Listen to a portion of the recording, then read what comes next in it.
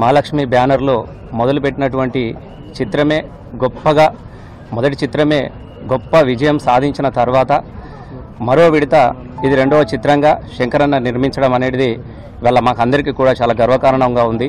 ఎందుకనంటే తెలంగాణ రాష్ట్ర సాధనలో జైబోలో సినిమా ఎంత గొప్ప విజయవంతం సాధించి కోట్లాది మంది ప్రజలను చైతన్యపరిచిందో, ఇప్పుడు తెలంగాణ రాష్ట్రం సాధించిన తర్వాత స్వరాష్ట్రంలో వస్తున్నటువంటి శంకరన్న మొదటి చిత్రం ఇది 2 కంట్రీస్ కాబట్టి సహజంగానే ప్రేక్షకులందరిలో కూడా ఒక కొత్త ఆసక్తిగా ఉన్నది.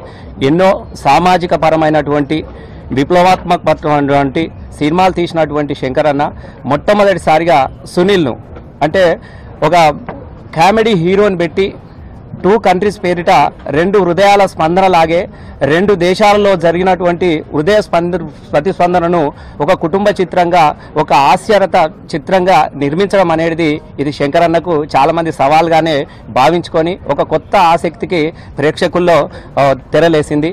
ముఖ్యంగా శంకరన్న ఏ విధంగా అయితే ఎవరి సపోర్ట్ లేకుండా తనకు తానుగా క్రియేట్ చేసి మా నారాయణమూర్తి అన్న లాగానే ఎందరికో స్ఫూర్తినిచ్చినటువంటి నారాయణమూర్తి లాగానే ఒక గొప్ప చరిత్రకు శ్రీకారం చుట్టుకొని తనకు తానుగా నిలబడి పలు విజయవంతం చిత్రాలను అందించినటువంటి శంకరన్న లాగానే సునీల్ కూడా స్వతంత్రంగా ఎదిగొచ్చినటువంటి ఒక మంచి నటుడు కాబట్టి స్వతంత్రంగా ఎదిగినటువంటి ఒక దర్శకుడు ఒక నటుడు మధ్యన వస్తున్నటువంటి ఒక కొత్త సినిమాగా దీనికి తప్పకుండా చరిత్ర ఉంటుంది. ఇది దయచేసి తెలుగుదేశం ప్రభుత్వానికి దయచేసి ఒక నందిగ్రామం చేయకండి. దీన్ని జాగ్రత్తగా ఆచితూచి మీరు చేయాల్సిన బాధ్యత ఉంది. ఎందుకంటే తెలుగుదేశం ప్రభుత్వం గెలుపొందడానికి చాలా బలంగా నిలబడిన జిల్లా పశ్చిమ గోదావరి జిల్లా.